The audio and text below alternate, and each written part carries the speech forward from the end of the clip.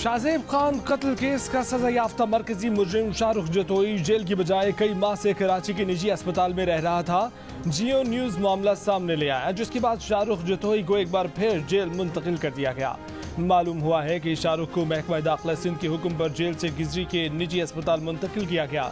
जराये के मुताबिक उसके पीछे सिंध की आला शख्सियत का किरदार था। कमरुल इस्लाम अस्पताल शाहरुख जतोई के खानदान ने किराए पर हासिल कर रखा था, जिसकी बलाई मंजिल पर सजा याफ्ता मुजरिम मुकीम था। शाहरुख जतोई ने शाहजेब खान को दिसंबर 2012 में फायरिंग करके कत्ल कर दिया था।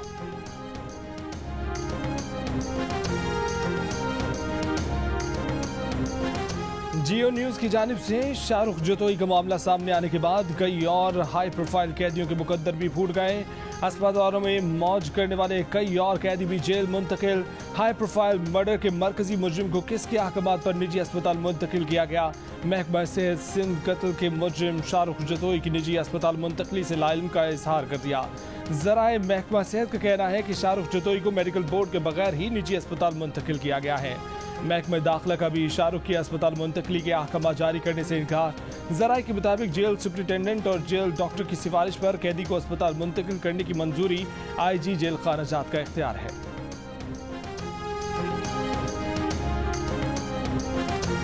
इमरान को घबराने का वक्त शुरू हो चुका है। किस तरीके से इस हुकूमत को नुकसान पहुंचाया जा सकता है, आज भी हम समझते हैं कि सारे कार्ड्स मौजूद है और हम किसी कार्ड को इस वक्त जो है रूल आउट नहीं कर सकते हैं और हम आवाम के पास जा रहे हैं। हमें मिल के जदोजहद करना पड़ेगा, मिल के निकलना पड़ेगा।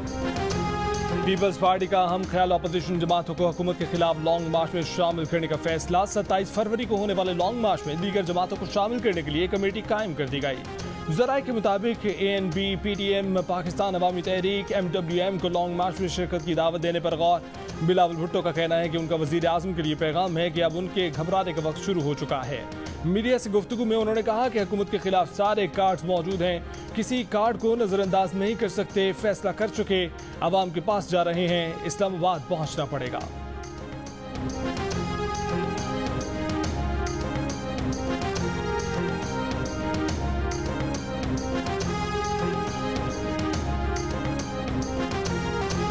जब से तहरीक इंसाफ की हुकूमत आई है, वजीर आजम और सारे ओहदेदार हर हादसे पर मुतासरीन को ही कसूरवार ठहराते हैं। बिलावल भुट्टो का कौमी असम्बली में खिताब, कहा कि जब चित्राल में वजीर आजम की फैमिली मेंबर बुरे मौसम की वजह से फंस गई थी तो उनके लिए हर मुमकिन कदम उठाया गया। फौज से हेलीकॉप्टर मंगवा कर रेस्क्यू किया गया, वो भी पाकिस्तान की शहरी हैं, हर शहरी को बचाना चाहिए। वजीर आजम के घर से 2 घंटे दूर मरी में सानिया हुआ, किसी को तो नोटिस लेना चाहिए था। कौमी असम्बली में अपोजिशन लीडर शहबाज शरीफ ने बिलावल भुट्टो से मुलाकात की। जब मरी में लोग मर रहे थे तो आज का नीरो बांसुरी बजा रहा था। एक नीरो इस्लामाबाद में सो रहा था, दूसरा बल्दियाती इंतखाबात की धांधली में मसरूफ था। शहबाज शरीफ की कौमी असम्बली में हुकूमत पर टिका टिका कर वार, कहा कि सानिया मरी हादसा नहीं कत्ल है और जिम्मेदार वजीर आजम है। मरी सानिया की जुडिशल इंक्वायरी कराई जाए। हुकूमत ने सानिया मरी को वैसे ही डील किया जैसे वो मुल्की मईशत को तबाह कर रही है।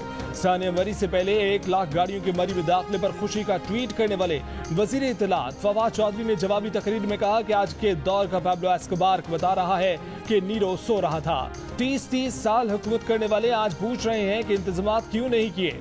यहाँ तो आवे का आवा ही बिगड़ा हुआ था, हर चीज नए सिरे से बनानी पड़ रही है। अगर पिछले हुक्मरानों ने महल खड़े ना किए होते और मरी पर वसाइल लगाए होते तो ये दिन ना देखना पड़ता।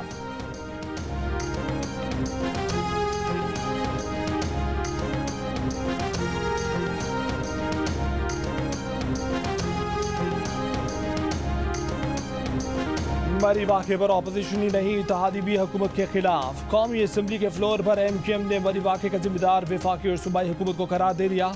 MQM के रुकन सलाहुद्दीन ने कहा कि सबसे बड़ी जिम्मेदारी मरी की इंतजामिया की है, NDA में भी वाक़े की जिम्मेदार है। हुकूमत को शायद इस बात का अंदाजा नहीं था कि इस कदर तूफानी बर्फबारी हो सकती है, हालांकि महकमा मौसमियात ने पेशगोई कर दी थी।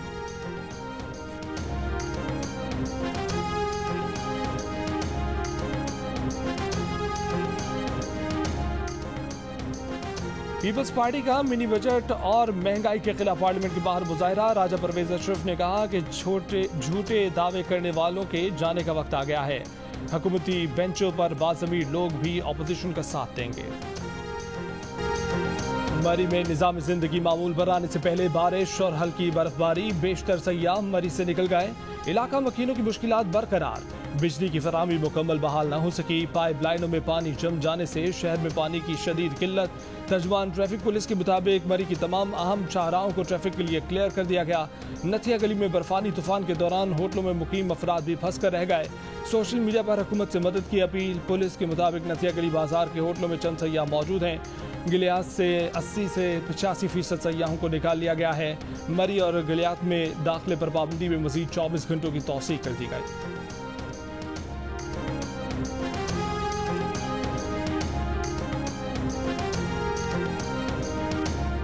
पाकिस्तान को इंतहाई मतलूब दहशतगर्द मोहम्मद खुरासानी अफगान सूबे नंगरहार में मारा गया। ऑपरेशन ज़र्ब आज़म के दौरान अफगानिस्तान फरार होने से पहले खुरासानी मीरनशाह में दहशतगर्दी मरकज चला रहा था। खुरासानी पाकिस्तानी अवाम और सिक्योरिटी फोर्सेज पर हमलों में मुलव्विस था। वो शाहिदुल्लाह शाहिद के बाद कालदम TTP का तर्जमान बना। सरबरा TTP मुफ्ती नूर वली महसूद के साथ मिलकर खुरासानी ने पाकिस्तान के खिलाफ दहशतगर्द कार्रवाइयों की प्लानिंग की। हाल ही में उसने पाकिस्तान में कार्रवाइयों का इशारा दिया था।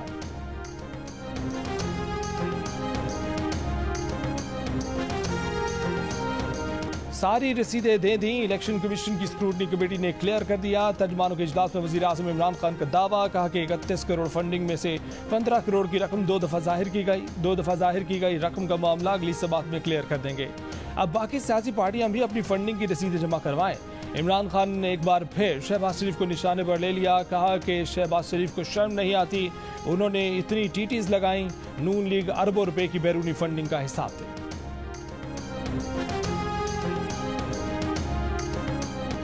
ओमिक्रॉन ने कराची में फैलाव की घंटी बजा दी। 24 घंटों में मुस्बत केसेस की शरह 15.5% से ऊपर चली गई। लाहौर में केसेस की शरह 7.5 और गिलगित में 6.5% से ज्यादा रही।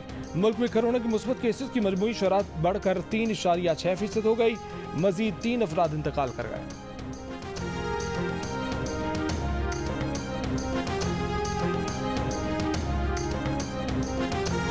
दस दिन हो गए सरकारी TV और ARY ने ताहाल PSL मुआहदे की तफसीलात अवाम के सामने पेश नहीं की। अगर छुपाने को कुछ नहीं तो जजेस के मांगने के बावजूद मुआहदे की तफसीलात क्यों सामने नहीं लाई गई? सरकारी TV और ARY छुपाना क्या चाहते हैं? क्या टैक्स दहिंदगान के साथ फ्रॉड किया गया है? क्या कोई ज़ाब्ते तोड़े गए हैं? क्या छुपाया जा रहा है? सरकारी TV हक़ाइक़ छुपाकर गुमराह कर रहा है। सरकारी TV बोर्ड ऑफ डायरेक्टर्स की तरफ से A स्पोर्ट्स को ICC T20 और PSL 7 और 8 के लिए दी गई मंजूरी शेयर क्यों नहीं कर रहा? ARY के हक में रेवेन्यू शेयरिंग की मंजूरी के लिए कवायद और ज़वाबित में तब्दीली की मंजूरी किसने दी? किसने ARY और ग्रुप M के कंसोर्शियम को सिर्फ ARY से तब्दील किया?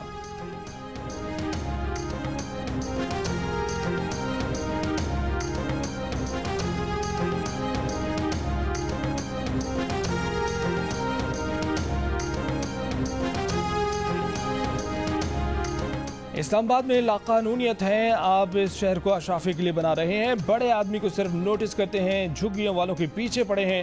कच्ची आबादी वालों का क्या कोई हक नहीं है? इस्लामाबाद हाई कोर्ट का सर्दियों में सेक्टर E11 से झुग्गियां खत्म न कराने का हुक्म।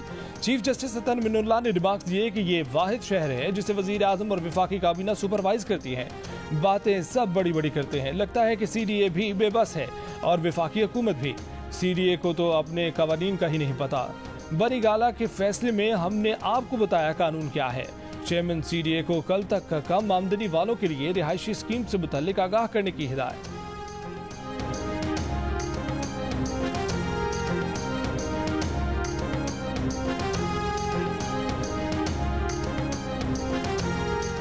सिंध हाई कोर्ट ने सिंध बिल्डिंग कंट्रोल अथॉरिटी को कराची के इलाके लियारी आगरा ताज कॉलोनी में फौरी गैर कानूनी तामीरात खत्म कराने का हुक्म दे दिया। अदालत ने 7 मंजिला पोर्शंस के लिए बिजली पानी गैस कनेक्शन देने से भी रोक दिया। रिमार्क्स दिए कि आगरा ताज में तो 8-8 मंजिला पोर्शन बन रहे हैं। DG SBCA 7 रोज में रिपोर्ट के हमरा जाती हैसियत में तलब।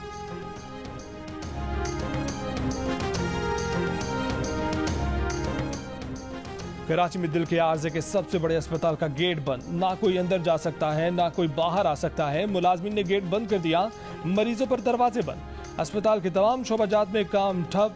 NICVD एहतजाजी मुलाजमीन का कहना है कि आर्जी मुलाजमीन को मुस्तकिल किया जाए, मुलाजमीन को हेल्थ प्रोफेशनल अलाउंस बकायजात अदा किए जाएँ, मेरिट पर सीनियरिटी के मुताबिक तरक्की दी जाए। सरबरा NICVD डॉक्टर नदीम कमर का कहना है कि मुलाजमीन का एहतजाज जायज़ नहीं, मरीजों को परेशान करना दुरुस्त नहीं। जैसे ही सिंध हुकूमत से फंड्स मिलेंगे अलाउंसेस दे दिए जाएंगे।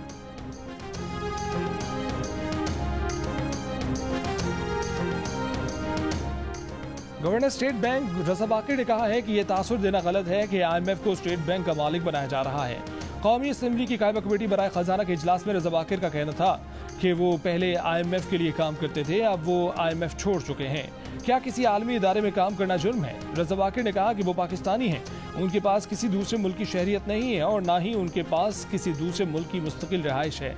गवर्नर स्टेट बैंक ने कहा कि मीडिया और सोशल मीडिया पर उन मामलात को लेकर जाली खबरें फैलाई जा रही हैं।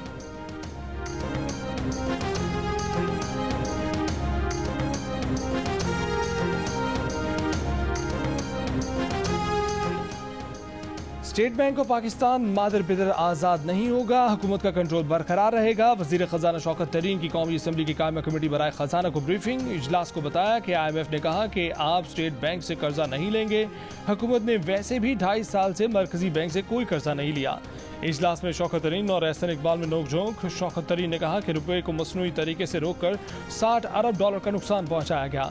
एहसन इकबाल ने कहा कि 40% रुपये की कदर में कमी करके कौन सी बरामदात बढ़ाई गई। यहाँ वज़ीर ख़जाना मेंबरान पार्लियामेंट को डांट रहे थे।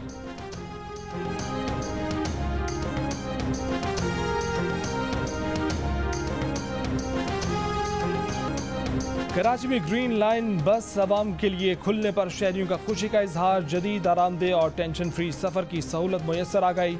80 बसें रोज़ाना सुरजानी से नुमाइश तक 22 स्टेशनों पर मुसाफिरों को सहूलत फराहम करेंगी।